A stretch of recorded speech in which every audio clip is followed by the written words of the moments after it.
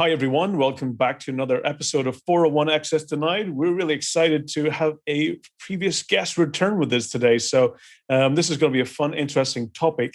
And it's one that I think that everyone should be concerned about because it is the one topic that all organizations can have a serious impact financially, business-wise.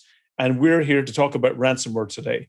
Ransomware is a serious threat. And for me, it's probably one of the most, the biggest threats that oil organizations will face in, this year and beyond and for the previous year. So I'm joined again with my awesome co-host, Mike. Mike, do you want to give us an update and your feedback? Mike Rowan, VP of Engineering CISO here at Cybrary. Not much has changed. We just keep pushing these out, but really excited to talk to Dan. As Joe said, previous guest, ransomware, I think big trend, and it's just going to continue to be the trend of the next few years. So Dan, why don't you jump in, introduce yourself, and we'll get started. Yeah, thanks, guys. Great to be with you again. And really, I enjoyed the show we did back. I think it was October or maybe end of September. We did a show on the election security. I think we got it pretty right on that one. So I felt pretty. I mean, if you go back and watch that show, I mean, actually, most of the stuff we predicted and said actually happened. And the problems were the problems, and the problems that weren't the problems didn't happen. So that was a good show. But yeah, Dan Lohrmann, my background, National Security Agency. I started in the mid 80s and was in England with Lockheed and Mantech in the 90s, in the U.S. intelligence community, working with U.S. and British intelligence, and 17 years in Michigan government. So I had a lot of different roles in Michigan. I was an agency CIO. I was a CTO for the state, CISO for the state, first CISO for all 50 state governments. And then I ended my career with Michigan government in 2011 to 2014. I was the chief security officer over physical and cybersecurity. Now, currently, I work with Security Mentor. We're a security awareness training company. I'm an evangelist for the company. I'm the CSO and chief strategist and do a lot of speaking, blogging, writing, and appearing on great podcasts like yours. And it's great to be with you guys. Yeah, thanks for joining us. One of my favorite episodes definitely to date was that one. Not just because we got some things right, but also because when I said stupid things, you didn't make me feel stupid. So that was great. I appreciated that. I like being told I'm wrong. No stupid questions. Anyway. So right before we got started, we were sort of talking about ransomware and sort of the trends. I think people think of ransomware in terms of they encrypt your data and then you pay and they give you the data back unencrypted and supposedly delete it or destroy it. And then you never hear from them again. But that's not really that's not all there is to it. There's a much larger trend. And you want to just comment on that? Sure, I can. Absolutely. Joe, go ahead. Go ahead. Start. Yeah, go Dan. You kick it off. No, we were just saying, we're just talking that there's a lot of new twists to it. It's coming a lot of different directions now. The latest kind of, I hate to use the word trend, but one of the things that's going on is people keeping your data or selling your data in addition to holding you for extortion or ransom. And different plays on that. Threatening. Well, if you don't pay, we're going to release this to the public. If you do pay. And if you pay, they still may release it, even though you do pay, or into the dark web, or there's a lot of, we'll talk about this, but there's a lot of different opinions, and we talk about the FBI and cyber insurance and lots of different aspects of this. But should you pay at all? And laws even around don't pay, we will not pay, and the good, the bad, and the ugly with that. So there's a lot of twists to it. Obviously the ransomware piece, we can get into this a little bit versus just traditional extortion. We're talking about data on the internet, data, digital assets that are being encrypted. And that's obviously making this more relevant for the internet today. Yeah, absolutely. I mean, the industry's evolved, which has really, created, I guess, an ideal, target for ransomware. And this is really coming into a lot of services are being connected online. They're going, cloud computing. You've got critical infrastructure, getting connected directly to the public internet. And we've also seen, cryptocurrencies being really the currency of choice that really enables malicious actors to get, the actual payment of ransomware cross-border as well. So, previously it would have been, through traditional means of financial, but there's been a lot of things, connectivity and cryptocurrencies is what's really enabled ransomware to evolve over the years. And I've seen, organizations have really tried to become more resilient to ransomware as well by having a much stronger backup strategy. And this is really where ransomware has evolved even further. As you're saying, Dan, it's not no longer just about making your systems unbootable or corrupted or data poisoning. Now it's moved into basically extracting the data and then threatening to disclose it. Because if you've had a good solid backup strategy, what it means is that you were able to recover, and now you're at risk basically from the attackers from disclosing it publicly. So there's a lot of it's going to evolve. I think it's going to even evolve further into not just about data, but even systems, transportation, critical infrastructure. This is going to continue being where maybe public transportation isn't available. Maybe it becomes into those types. You're watching a sports game, maybe the Super Bowl on TV, and all of a sudden ransomware that you can't watch it until you pay quickly in order to get it back online again. So I think it's going to continue to evolve, and I think it's going to expand further into new areas, not just about data and disclosing extortion of the information as well. So I think it's going to be continued. I think organizations, this is the biggest threat I think that organizations face, because it has a real impact to the business itself, financially and productivity. I just add one more thing to what you just said, Joe. Excellent points, but certainly about Bitcoin, all of it. We've seen some of that already with cities, and my kind of focus, my career has been government, but the SLED market, state, local government education, where like Baltimore, had their ransomware, Yep. Philadelphia, where you people after they shut down government. I mean, they shut down government in Atlanta, they shut down the government in Philadelphia, and other cities, other small towns, counties, where they could, if you wanted to buy a house in Baltimore during that month, they weren't closing, you couldn't, it shut down whole industries because you couldn't buy and sell houses because they couldn't issue all the different paperwork. And I won't go into all the specifics, but, that people needed to do. People shutting down mail systems. So, not so much just like bringing down, an electricity generator, but if they can bring down the operations, we've already seen some of that, actually bring down the business around a function, certainly of government.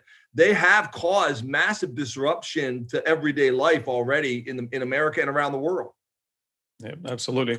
So, and Mike, any thoughts here, Ryan? What's you were talking about, the kind of move into the extortion war, as you were saying. Right. What's your take on ransomware from your perspective? We're taking us. Yeah, I think we talked about it a little bit at the beginning with the they have your data, now you're paying to get it released, or paying to have it not released, right? Like there's this sense of they have your data, you're paying to get the data back. And then there's also, if you have sensitive information, they might release it into the world, and then you have to pay to prevent that. So there's all of those aspects. And I think that's going to just continue to be a trend. And so I think where, from an industry perspective, where we need to really start focusing is how do we make it so that even if somebody has our data, it's useless to them anyway? How do we, like encryption, there's all these different places where the data that we have is totally unencrypted and available, whether it's because the applications are running and have to be able to read and write and interact with them. Like we need to just do a better job. I think there's a lot from like network engineering and other places, other practices, where how we secure things such that these types of risks aren't there. Like, so what? You have my data, like it's encrypted. It's not going to do you any good. And I don't know how we get there. I don't know how we bridge that gap. I think the big challenge that I've seen with organizations is managing that. That is it's a big cost to organizations. We've improved over the years to doing encryption during transit. So when data is moving between systems or moving across the internet in general, we've been good at actually encrypting in transit, with improvements in protocols. However, to have data encryption at rest, that's expensive and costly. And I think that's the challenge with organizations. They're looking at this from a perspective is that, if I'm protecting, if I'm a bank and I'm protecting the walls around what's my most valuable things, now I actually have to, put everything into small encryption, and protect it even further. What's the point of even having those walls? But I guess where I'm going is that there's this other, so you have a laptop. Let's just break it down real simple, right? I have a laptop. It's encrypted at rest. When I have full disk encryption enabled, and so you need my password in order to get the data. However, once I'm on my computer, my operating system has unencrypted the data, and now it's not in transit and it's not really at rest anymore because I'm interacting, I'm using it, I'm working with it. At that moment, all of the data on my computer is available for all of the processes that are on the computer, which means that's the point at which I'm vulnerable. That's where malware is attacking. And that's this one section that I think is really lacking in our security. It's like, great, it's encrypted at rest. If somebody steals my laptop while it was off, we're protected. And when I'm transferring data off of my laptop, it's protected. But there's this big gap where which is a big gap because it's a huge gap, and that's where malware comes in, right? Right. And I think, but I do think, and I'm curious what Dan's thoughts are, but whenever I fill out these security questionnaires and I'm like, is data encrypted at rest? Is data encrypted at transit? Like, yes, but yet these problems still persist. Obviously, these aren't the only two places where there's a problem, and how are we attacking that? And I think that's where the biggest risk is, and that's where we need more focus. I'm curious, Dan, what your thoughts? Yeah, no, totally agree. And I think, I'm doing a couple other sessions earlier this week and then one tomorrow. It's about the human factor. Depending on which studies you look at and which polls you believe, I'd say it's all over the map, but anywhere from 60 to 90% of security data breaches could have been prevented had the end user done something differently. Now, that's a broad category. I agree. Right. You've got to truck through that. But had you not clicked on the link, had you changed your password, had you not reused your password, had you, whatever. So, in so many of these ransomware attacks, you say, well, it all began because Frank clicked on the link, and it's like, to your point, it's like then somebody gets in. I know last week you guys did SolarWinds, but I mean, it's like, where do these things... Somehow these people are getting into these environments, and some of the stories, we can tell some stories, but some of the ransomware stories, I've got 2 or 3 I can share, are just unbelievable. When you think some of these people have been in for a long time, and they're like, they're in your systems, they're in your servers, they're in your laptop, they're watching, they're taking over your cameras, they're doing whatever they can. But what's happening is, some stories, I won't go through the whole long list, but like one company I know in Grand Rapids, it's literally, they had been in there for like 3 months. And the guy was like, it's almost like a movie. The guy, like 5 minutes before they hit the button, they called the CEO of the company. And it's like, we own you. There's nothing you can do, yada, yada, yada, yada, yada. Like trash mouth talk, and like, boom, hit the button. And it wasn't just, they knew where the backups were. They were in the cloud. They were separated, but they had been in there for so long, just like, watching and learning the systems, that they had encrypted the backups. Yes, they had gone, they knew all of that because they had been in there. It's like they had been in their email accounts. They had been in their system accounts, and they basically owned them. And then ransomware was the way they monetized it. So my point is, I'm with you, and it's hard. Any one piece is difficult because, there is always, can we get better? Sure. The bad guys are going to keep evolving as well, and they're going to see what you're doing to protect yourself. I'm not saying there's no solutions here, because I'm all about answers and solutions, and we need to get to some of those at the end here, guys, of how people protect themselves. But so I'm not hopeless, but it's a complicated issue. Yeah. Absolutely. Just going back, I think there's a difference here, is that what I've seen is that, from me becoming a single victim of ransomware on my system is one thing. But for what attackers will tend to do is they will go in and basically look in order to elevate to full domain credentials. And it's when they get domain credentials and then they start finding out, where all the servers are, where all the data is, where is the backups. And now those credentials that I have, I can then unlock all the systems in the network with a full domain administrator credential. I can actually do map drives. I can, access all the systems. I can, elevate credentials even further. And ultimately what they end up doing is, once they've got the full domain credentials, that's when basically they will, deliver the payload. And having full domain means they can map a drive to all systems in the network in an automated way. And all of a sudden they just drop the ransomware in every single system and execute it, and they'll delete their history and their logs of everything they've done prior to that point in time. And now all of a sudden, the organization is basically at a standstill. All systems are encrypted, nothing's working. Now, the problem is, going back to Dan, absolutely, you mentioned about having backups, and they'll look for the online backups, and they'll encrypt those as well. This really gets into is, we have to face the challenge that, that online backups are good against hardware failures, or let's say network failures or availability failures. They're not good for ransomware. When we talk about ransomware, you have to get into having a solid offline backup. That's the only thing is you have to look at a backup strategy and your backup strategy is only as good as what you're defending against. And if you're only looking at that hardware failure, which is why we do backups in the first place, hard disks have a good 3-5 year lifespan. We always have hard disk failures, and that's why we get into RAID and we get into offsite backups in regards to fire and other physical types of damage. But if it's online, that's basically the risk, and therefore we need to make sure that periodically organizations have to make sure they actually do an offline backup and actually rotate it. Just like I rotate disks all the time just to make sure that even if I do have a hardware failure or a ransomware attack, that I still have a backup of X amount of time. And that's where really, that's where you get into that you don't have to pay the ransom unless you get into the fear of the actually, disclosing side, the extortion piece. Right. That's where you start having to worry about. And then organizations are then challenged because if you have a breach and data's been stolen. That's actually in the Verizon Data Breach Investigation Report last year. For the first time, they indicated that ransomware was considered a data breach, where previously it was a security incident. And they changed that classification because ransomware is now stealing data, not just about encrypting it. So that classification had been changed. And it really means that we have to look at ransomware now, broader. It means that it has regulatory compliance issues. Now I've got data loss, data, disclosure. Now I have to notify regulations, either through things like GDPR or California Consumer Privacy Act. All of those start to trigger. And now I'm now at fear of being in failure of compliance and having major fines that way.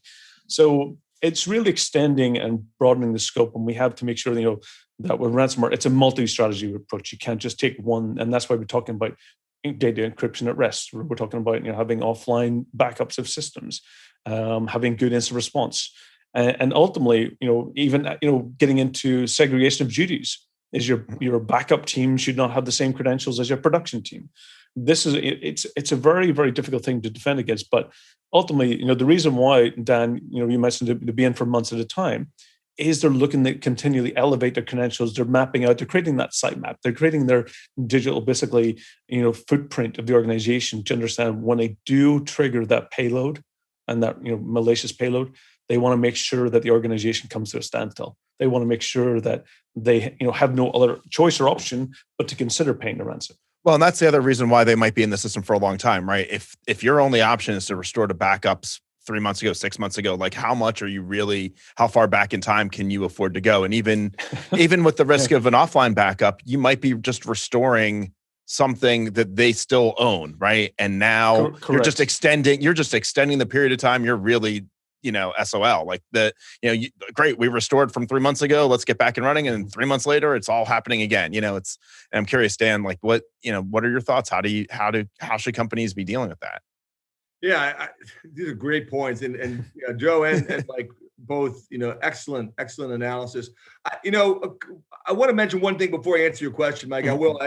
Just for the audience, just some scale here. The growth in ransomware is phenomenal. I mean, I remember 2019, I said ransomware was the top story of the year for state and local governments because it grew 180% from the previous year. Some people even say 380%, depending on what numbers you look at. I mean, I have different data behind that. But then 2020, it was 100% growth from there. So it's really exponential growth.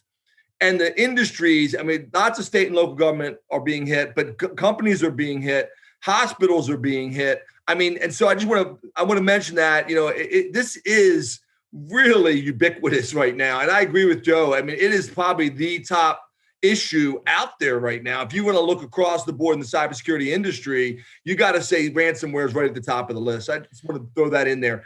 Yeah, absolutely. I'm just on that point. I think there's lots of I don't want to go into too deep onto why that is, but I do think there's lots of reasons why 2020, especially, we see this explosion. Part of it is it was a bunch of years ago. It was a new technology, and so only very sophisticated or whatever people had to write it.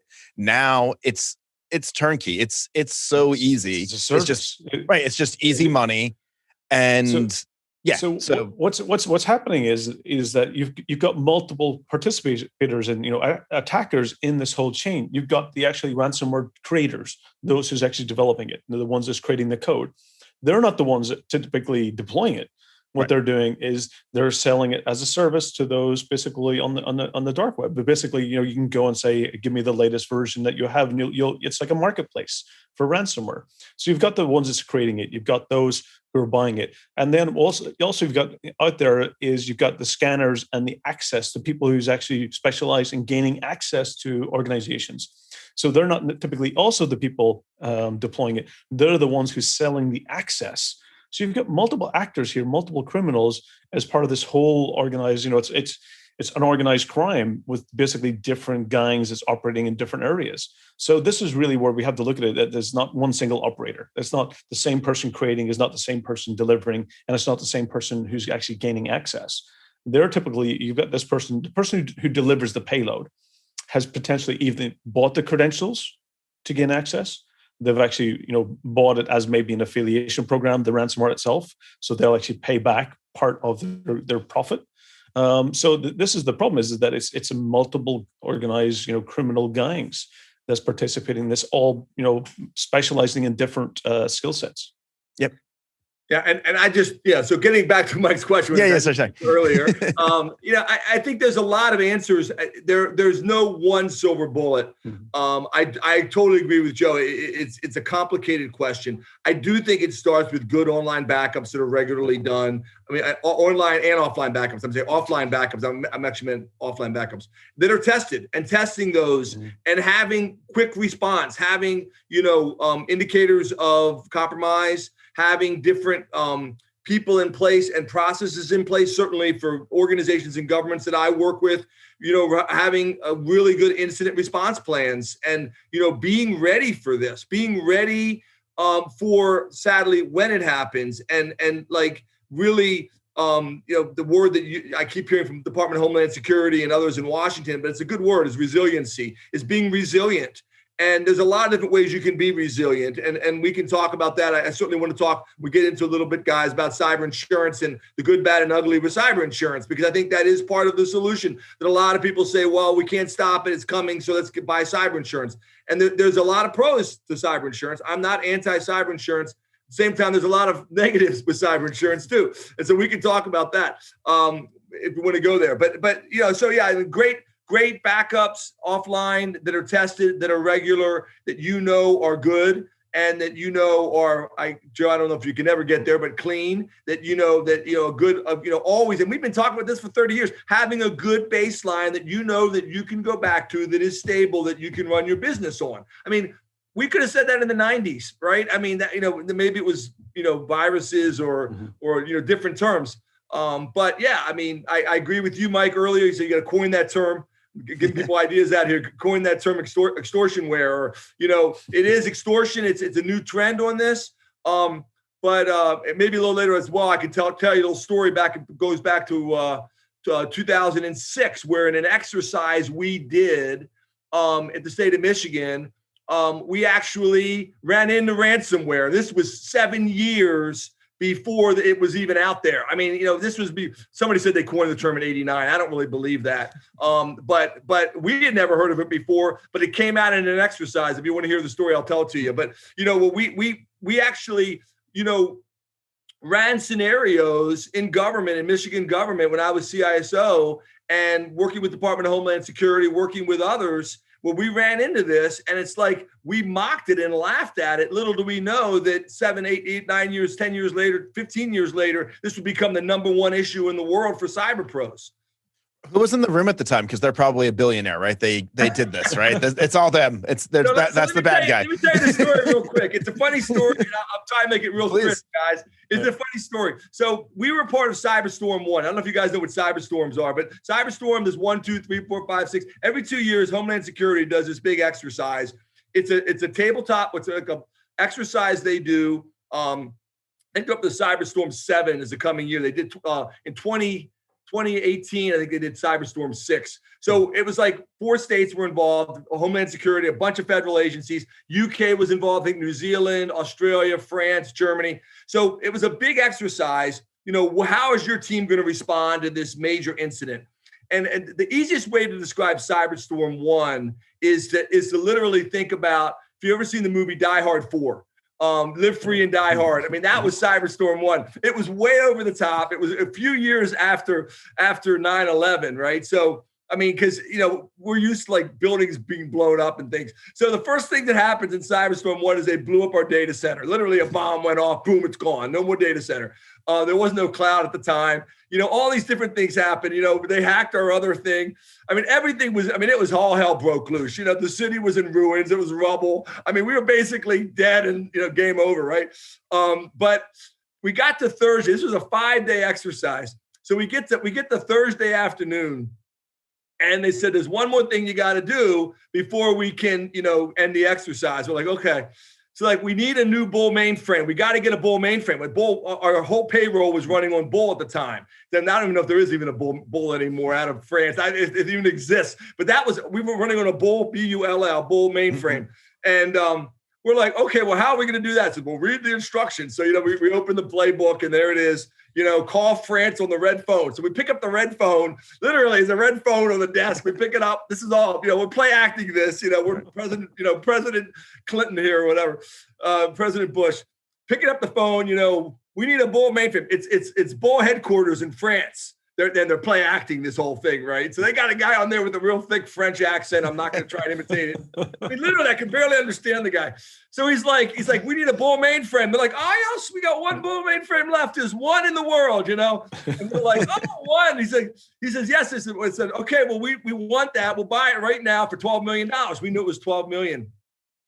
And then there was silence, and the guy says, we won $45 million. And I'm like, $45 million. I put my hand on the phone. Like, everybody in the room was like, they won $45 million for the Bull mainframe. And we're like, and everyone's like, it's extortion. It's extortion. And everyone's yelling. And so we went through the whole thing. We negotiated. We bought it for $23 million. The exercise ended. It was all tabletop. Right. The next day, we're doing the hot wash, which is, the last day, going through the good, the bad, and the ugly. What went well? What didn't you like? What didn't you like? One of my engineers raises his hands. Really sharp guy who's, very, very famous now. Good guy, making a lot of money. He says to me, Dan, that whole thing with the Bull mainframe, that would never happen. I mean, they were extorting money because of a Bull mainframe. It's like one guy said, they were holding us for ransom. That's unbelievable. That would never happen in this world. And then somebody else, literally, I kid you not, somebody else in the back says, yeah, let's write it on the board, ransomware. Everyone was laughing as if it was just a big joke. This is 2006, guys. Right. 2006. Wow. I mean, there was this all happened. And DHS thought about this 7 years. I say 7 years because 2013, if you start looking at all the literature and going back in history, some people like doing this. Some people are like, I don't want to take the time. It was about 2013 when you really started seeing a growth in ransomware. I mean, obviously it got bigger. And I said it was the story of the year in 2019, in my opinion. Now it's clearly number one. But back, 2013, it started showing up. 2006, I challenge anybody to show me an article that says I was hit by ransomware in 06. I don't think it's out there. I haven't seen any. But my point is, so what's the moral of the story? Organizations can, do cyber exercises, do tabletops. Mm-hmm.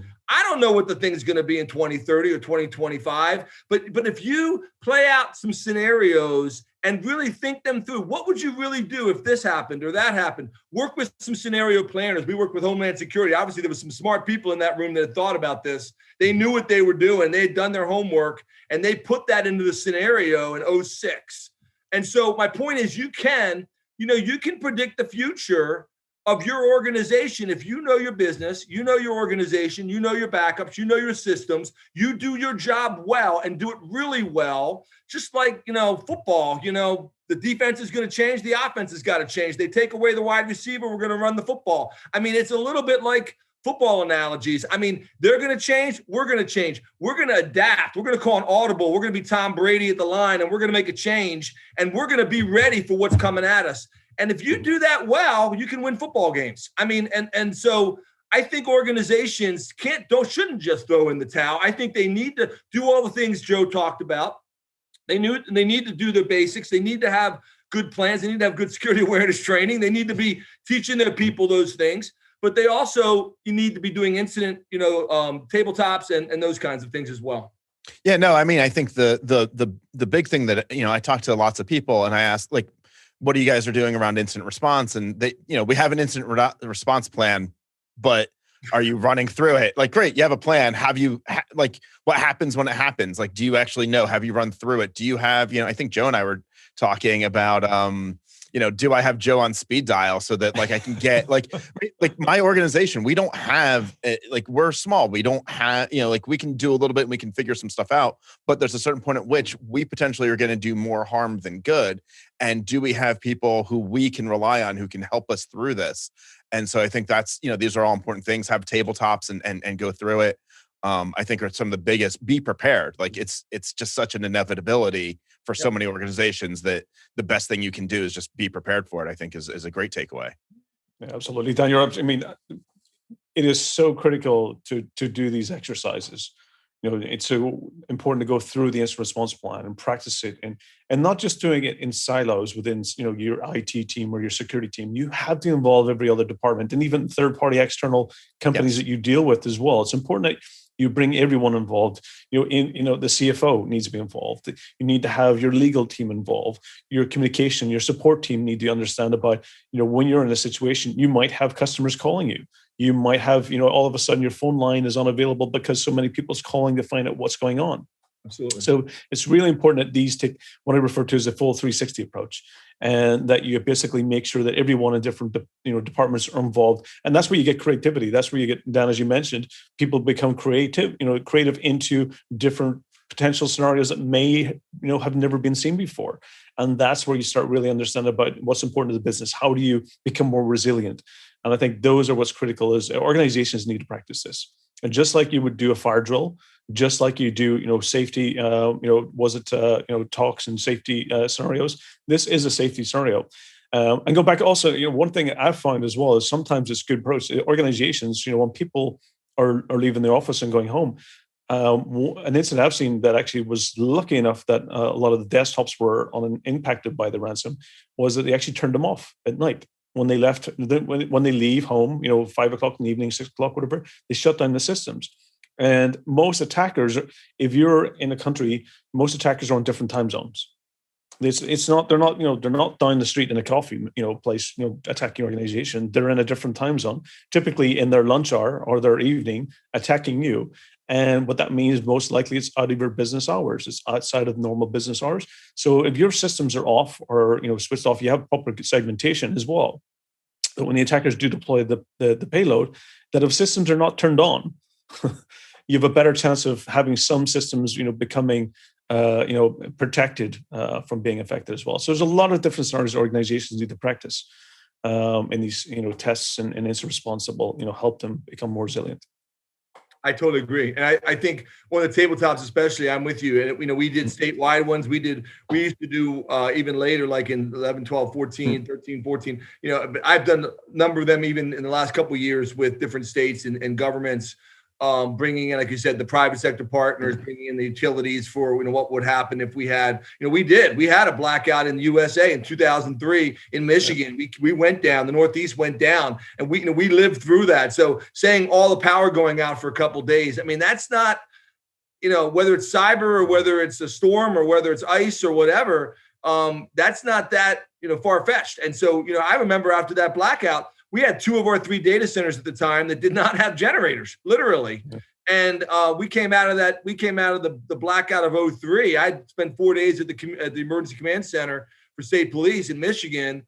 And, we came out with a laundry list of action items. And I think that's one thing guys, don't take this a little bit of a different direction, but, people need to act after. I think the story a couple of weeks ago, we would be neglecting the topic, what happened in the UK. You guys can speak to it too, but the company got hit, they paid the ransom, and then I don't know if they went on vacation or what they did, but 2 weeks later, they came back and did the same thing over again. They had to pay twice. It's like they didn't do anything, or if they did, they didn't stop anything. And it was like a double whammy. I got the article here if you guys want to bring it up and we can talk about it. But the reality is, you gotta really take action and you gotta think about, the ramifications of what's going to happen and get different people involved. whether it's power outages, whether it's, like you said, critical infrastructure, Joe, or your core business, being able to learn from that and then apply the lessons learned. In that blackout, I was just going to say, we went out right away. We got generators for those other data centers. It seems so obvious. Why wouldn't you have? But at that time, it was, data centers weren't. We were kind of consolidating from literally hundreds of broom closet servers all over the state government, and now we created these things called data centers, which 20 years ago was a kind of a new thing. Not totally, but I mean, we had a lot of random servers that we consolidated into much more secure spaces, and then they weren't being protected adequately. So we went out, we got generators for them. Next year, we have a big ice storm in Michigan. Lansing's dead for a day, but all of our data centers have backup power because we had the generators in place. So, I mean, it actually helped us for other things. But my point is, resiliency is obviously cybersecurity, but it's also really all of the aspects of the business, as Joe mentioned. And, we would get the governor involved. We get the cabinet involved in government. You need to get your business leaders involved. And there can be different levels of tabletops. You can do them at your department level. You can do them at the company level. You can do them at the literally at the state level. We've done them where it was, like I said, the utilities involved, the hospitals involved. What is the scenario? We did them for bird flu, getting ready for COVID, not really thinking we'd have a worldwide pandemic in 2020, but, those things were in place because of some of this processes and plans we put in place, a decade earlier. Yeah. And I think the testing is an important part because, so you guys go out and get, you have this power failure, right? You go out and get generators for your data center. Similar story, but the data center that we were using, this was a long time ago, they had generators, but the time it took for the generator to come back online, all of these machines went down. It wasn't like a total outage, but it took a long time to some machines actually had UPSs and were able to last long enough. Others didn't. And then we spend hours trying to get the system back online, all of these various systems in the, back online in an appropriate way. So it's not just, we got the generator. It's now test it, make sure it works. What's our process? Gasoline goes bad. Are we changing the gasoline in there? What are we doing to stabilize it? Those types of things. There's so many more than just, get the generator. And I think that's where these tabletop exercises and going through it and actually physically testing things in some cases to learn it takes, 10 minutes to switch over from regular power to the backup generator. And what are we doing? You could have 10 minutes in your UPS as well. Exactly. As long as that, am I going to make it? Exactly. 10 minutes is pushing it on some of them. Everyone grab a battery and start heating it up to keep it going. Right. Well, now we all have electric cars, so we just have to just do the inverter, right, to run the data center. So, but it's going. I've seen a transition over my time. And it's going back to one thing that Dan, you mentioned, and Mike as well. I've seen a case a few years ago where an organization had basically become a victim of ransomware, and they restored from the backups and continued perfectly onwards, and were thought they were quite resilient until they end up finding that basically the ransomware was in the backup itself, and they simply had restored it, and it was there basically waiting on a schedule for so many machines to be infected, and then it triggered. And all of a sudden they realized that now they'd actually had the ransomware twice within the space of a month. And no longer it was 15 days of data they lost an entire month. And then they had to go and find out which backup to go to. When was when's a good backup? So this is really, and to go back to one of Dan's point as well, is that, even those who become victims who did pay the ransom, what that sends a signal to other criminals, because we're not just dealing with one ransomware gang in the world. There's hundreds of them, even thousands of them, even some that are state sponsored, that are basically, given a blind eye by some governments in order to carry out their criminal activities, as long as they don't do it in their own, let's say, national borders. And this becomes, a major issue.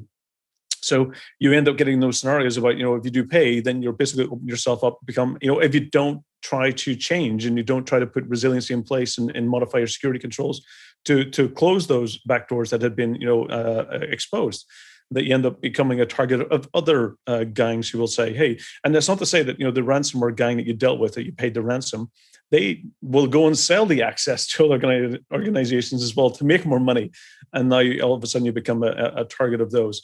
So this is a major issue that it's you have to, it's part of the incident response. It's part of those assessments. You have to perform risk assessments. You have to understand what is critical to the business and what can how much the systems cost when they're not running for the business. What's that gap? What's that cost? And therefore, it will give you an idea of basically the tangible financial cost of the impact, and therefore give you some idea about what you should be investing in to reduce that risk. Yeah, and I think, and Dan, I'm sorry to jump in, but I think part of my job a lot of times is trying to justify the cost of whatever it is that we're doing. And I think to Joe's point, right, tying it to business outcomes, values, OKRs, whatever you want to call it, that's how you get what you need as at the top of the organization. And that's how you get the money. But also to what Dan was talking about earlier, it could be from an ice storm. It's not always cyber, right? So it's also tying into like, what are some other, let's think about all of the risks and make sure that, and it makes it much easier to budget for when you're saying like, hey, no, these are all these various things that could result in this, and this thing that I'm looking to purchase or this thing I'm looking to do sort of helps to satisfy or mitigate all of these various risks, including weather, flu, pandemics, squirrels in the rat store, exactly, cyber criminals, bed bugs. I mean, if depending on what industry you're in, bed bugs might be a real problem that could shut you down. So how do you, So I think it's also working with other departments to tie these risks together, understand the risks of the business, and do that. Yeah, I think, guys, there's 2 points on that, Mike. I think you mentioned earlier COVID, and it's changed for a lot of organizations too in 2020, because now you're working from home, and now so maybe you've got data backed up in the cloud, maybe you've got cloud services, software as a service, you've got different opportunities and different services, but maybe an ice storm brings down Michigan and all the homes are down. So now how are your employees? If your employees, if 100% of your employees are all all over Lansing, and an ice storm hits in power. Thankfully, that didn't happen this winter. But where before you could maybe keep the building up or keep the network up, and everybody was on the network, and maybe not. Your PCs were backed up or had backup power generators, whatever. Now, maybe not so much. So but my point is, it's a constantly changing environment, and COVID, the work from home is a whole other topic we could talk about, but certainly complicates things. I think, there's a lot of studies coming out now. We said it last spring pretty widely that, there's data breaches being created now by all these business process changes. Yeah. But as things change, and now they change back again, or change partially back to maybe going back to the office, maybe not. It's an evolving thing. So it's not a moment in time static. You got to constantly be thinking ahead, thinking about the next thing. I also want to bring up, guys, and I really would like to get your thoughts on the cyber insurance question, because I think for a lot of people, their answer is, "Oh, we got cyber insurance, we're good." And I just one quick story I'd like to share with you, if you don't mind, quickly. Please. And then, sure. And then just kind of, there's a bunch of questions we could spend, the whole set. Maybe next time I come back, we just talk about cyber insurance.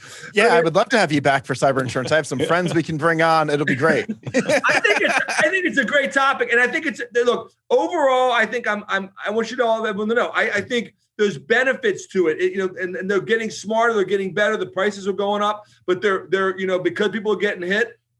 They have checklists. They say you have to do these things before we're going to give you the policy. And I think CFOs sometimes really, will listen to chief security officers, because they say, we can't get the cyber insurance policy unless we do these 10 things, which, oh, by the way, I've been saying the same things for the last few years, but I couldn't get the CFO to pay for. So, I mean, there's a lot of good with that. But there's a local company here in Lansing. I'll just share the story. That was hit. They had cyber insurance. They had a $5 million policy. I'm not going to go into too many details about it. But I'll just say at a high level, generically, they didn't want to pay. They're like, we're not paying. Cyber insurance company said, oh, well, we know these people and we can talk them down to 1.2 million, which is interesting in and of itself. We could talk about that. But basically, and if, by the way, if you don't go this route, it's your decision. It's your decision. Mm-hmm. But if you don't go this route, we're only going to give you 1.2 million. We're not going to give you 5 million, because we think it's going to cost you 8 million to rebuild all your systems and to do all the things you need to do. So it's almost like, I don't want to use the word extortion from the cyber insurance company, but I didn't say that. But I mean, that's a little bit of how the security team may feel sometimes. So it's kind of like, well, what are we going to do? And so, guess what they did? They they did what the insurance company did. They paid the ransom. They got 80% of their data back, and they got some data that wasn't, they got it resolved. But there's a lot of morals to that story. And there's a lot of people say, and I even did an article like about a year ago about, do insurance companies encourage paying the ransom? And they keep claiming they don't. And they come out publicly saying they don't. And it's always the company's decision. And I think they really believe that. But there's a underlying question around, are there policies and procedures encouraging, negotiating and paying the ransom? And there's even in New York City just came out a commission around, what insurers can and can't do in New York. And it's people are talking about it becoming a new model for the country and maybe the world around, practices and ethical practices, best practices around cyber insurance. And so that just came out. And so there's a lot to this. There's a lot of aspects of it. But there's definitely a relationship between ransomware, paying ransoms. I mean, obviously, if people buying cyber insurance, they think that this is going to help them if they get hit, and it's going to pay for the expenses they're going to incur. I'd love to hear your thoughts on it, guys. I mean, can I just pay the bad guys ahead of time so they don't attack me? Well, I mean, that's the challenge. I'm a person that I'm very against fueling future cybercrime. If we provide, continue funding cybercrime, it's just going to get worse. They're going to be able to hire more sophisticated, developers and people, and it's going to be basically, an increasing, ongoing problem that we will never fix if we keep funding it. We have to get, and this is a collaborative approach. I've even seen some governments getting into thinking about cyber offensive in this area, that they will attack ransomware gangs and, countries. And this gets into really, because what you end up doing is you're attacking the victims that they're abusing and using their systems to attack you. So it gets into even more complicated when you're looking at the cyber offensive. But going back in Dan's mention around cyber insurance, for me, I came across, 10 years ago, I worked in the maritime side of things, working in maritime protection and security and cyber. And it was at the highlight of the piracy. And we're in the same situation that the shipping companies were between 2006 and 2012, 2013, where piracy is the same thing. It was basically taking, hold of ships. And therefore, basically, they were, holding them the ransom, and those shipping companies had to pay. So the pirates would not, damage or hurt the crew, or even, damage the goods that they were carrying. If it was, a ship that was carrying, let's say, oil, and they turned off the heating, and all of a sudden that oil would thicken and create cracks. So there's a lot of challenges. And I see similarities in how the insurance worked then is how we're working today in cyber, is that ultimately the cyber insurance's goal is to basically minimize the cost as much as possible. If that means paying the insurance, paying the ransom, that means they're going to take that path. They may say publicly that they won't. They may say, a statement that they won't. But ultimately, they'll look at the financial side of it and determine. And I've even seen cases where the insurance companies have went directly, even without the company's approval or authorization, and paying the ransomware directly, and doing those negotiations without the company or the victim being involved. So we have to get into really, I'm about not paying the ransom and not fueling future cybercrime. And we have to come into what is the right thing to do. And the right thing to do is make it more difficult for a ransom to be successful, not taking the opposite way out of actually paying it once it's already happened. I think, I've seen even I'll give an example. A few years ago in Ukraine, there was actually, we were all familiar with the NotPetya side of things, and a lot of victims, and in Ukraine they were struggling significantly with a lot of ransomware cases. And there was one particular incident that ultimately, doing investigation, there was a lot of investigations of different ransomware cases, and this particular one, looking at the case file itself, it didn't follow the normal, typical route that you would see. If you work in a lot of ransomware cases, they tend to be very identical, very, very similar to them. The path in may have modified us a little bit. Their elevation path may have been very, slight differences, but the flow and the, attack path was very, very, similar to most cases. And ultimately, this particular one, it didn't follow that routine.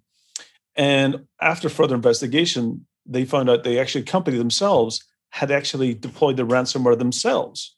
And this was ultimately to cover up another crime of basically financial fraud. And ultimately, if you look at the story, is the company affected themselves to hide up financial fraud. And as a result of going through this ransomware case, they were actually going to get financial funding from insurance as a result of this. So you have also, you have to look at this as we have to look at how ransomware kind of works and what the risk is. And we have to actually look at the actually mitigating the actually impact itself of ransomware, how it gets on organizations and how it's used, rather than being the reactive side and actually trying to deal with it after. I'm more of the proactive side. And we have to get to the point where, there's certain countries which are actually harvesting these types of criminals. And I think it takes a international cooperation to mitigate that as well. It means we have to really look at, providing not a safe place for them to operate from. And this means holding countries accountable for actually providing safe havens for ransomware gangs. So I think, cyber insurance is great, but cyber insurance and ransomware together, it's a difficult combination. I mean, I think if you, and I don't know, I haven't looked at what New York has passed or whatever, but I think it's interesting to think about it from the terms of if cyber insurance is limited to helping pay for the cost of repairing and not allowed to pay the actual ransom, but you're talking about you're talking about a long-term strategy for us to get out of this where we're paying for things.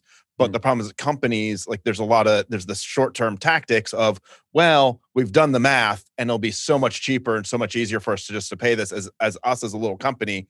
And so, that cooperation, that broader thing is so hard. I think, companies especially are so money driven that it's like, well, why would we risk going out of business when we can just pay a much smaller amount and get over this and get back to business as usual? And I think that's going to be a big challenge. Backups. Mike, don't be in the position in the first place. Right. I mean, and that's why I was asked, a bunch of articles came out about 4 or 5 months ago around, laws, and they're going to see this come up again. It's going to pop up again. Here's another prediction for you. I mean, let's just pass a law that you can't pay ransoms. I mean, right. We have a law, no extortion's against the law as well, right? I mean, we have laws, but unfortunately we haven't we can outlaw extortion, but it doesn't necessarily mean extortion is going to stop. So, I mean, to your point, people have asked me my opinion. I just don't think it's going to work if you just pass a law saying you can't pay the ransom. Because you'll just pay the ransom. The companies will just pay the ransom it'll just be a different breaking of the law. Right. It's already happening. And there are people who say, and again, I want to quote numbers here because I don't know which one's right, but I hear people say that even the numbers we have with ransomware are low, that the vast majority is never reported. And that there is stuff that never makes it to the paper, never makes it in the criminal, never gets reported to the FBI or local police or whatever. Or other, criminal justice organizations around the world. So I'm there, and it's a very complicated issue. I'm with you. While I agree with Joe, I'm not for paying the ransoms I also realize on a case by case basis, it's probably Pollyannish to think you can just pass a law outlawing ransom paying, and it's also it's not going to work. And in an individual situation for an individual company, who am I to tell that CEO don't pay it? I mean, I'm not. Right, well, I think all you're going to do is create a new gray industry of consultants who will, who you hire to negotiate this stuff. Like, it's just going to create that a new black market or whatever. I mean, I think back to some of the stuff that was happening in the drug cartels in South America, and it was just the sort of cost of doing business down here. It's like, oh yeah, well, my people might get kidnapped. That's cool. They're not going to get harmed. I'm just going to pay them off. I'll get my people back or whatever it is, and it just became sort of a cost of business, which is not the direction we want to see ransomware going. That's one thing is the law has to be very, let's say, has some flexibilities. I've always been in a situation. I remember, unless it's in a life or death situation, then there's no room for negotiation. That was always the case. And I remember a few years ago that it was a cancer research company became the victim of ransomware, and that was a case where basically, 5 years of research was at risk of being completely lost. And you're looking at, that situation, you're thinking, well, okay, there is a clause for, creating exceptions of considering negotiation. And ultimately, from a negotiation perspective, the criminals realized the impact of this themselves and got some ethics and morals and were able to assist and reduce it down significantly. But that's not always the case. But I think there has to be, the law itself has to be flexible enough to look at certain situations. But it also should be in the situation where it doesn't create that gray area where people will go and find a criminal way of paying for it. Because ultimately, then we have to make sure that then executives and boards are held accountable for that. We just look at the case a few years ago with Uber, that when they paid the attackers not to to destroy the data, they created a criminal act. And this is where the situation you hold people accountable for those actions. And that's why you have to make sure that that's in place as well. So it's not just a law that says yes or no, you can't pay ransom. It has to be very well thought through, a lot of different scenarios. Yeah, guys, I know we're almost out of time. I want to just mention some resources for our listeners. I don't know. One of them is nomoreransom.org. Yep. It is a good resource. It's in multiple languages globally, wherever you're watching from today. Nomoreransom.org. You can read about it. Mm-hmm. It's got some in some cases they can give you the de-encryption key. They actually can help you. They walk you through the process. They can get you in touch with law enforcement if you want to go that route. And it's got a lot of really good advice there. There's a number of other great websites out there. I would just encourage people, again, proactively for solutions. I could list a bunch, but Homeland Security, CISA, CISA's got a great website on this. FEMA, CRSC, Computer Security Resource Center, CRSC.NIST.gov. Another great one you can look at for tabletop exercises and planning. I love that library, by the way, CSRC.NIST.gov, for a lot of things, for a lot of topics we're not even talking about today, is a great resource. But I encourage you, do your homework in advance, because don't just listen to all this and say, yeah, great, and then shut it down. I mean, you got to take action in your organization and make steps and ask the good questions and plan in advance, because this is going to happen to an organization that you're a part of. Absolutely. And I agree. We'll try and make sure that a lot of those resources are put in the footnotes of the show itself. So absolutely. And any final thoughts or any final mentions, Mike, as well? Yeah, no, I think Dan said, and I think, my final thought is really, at the very least, do incident response, do the planning, disaster recovery, do the tabletops, those types of things. They're things you can start doing today. They don't require like a huge investment in technology. Just start working through it. Help identify where your problems are and where your blind spots are. It's the first step if you're not doing that.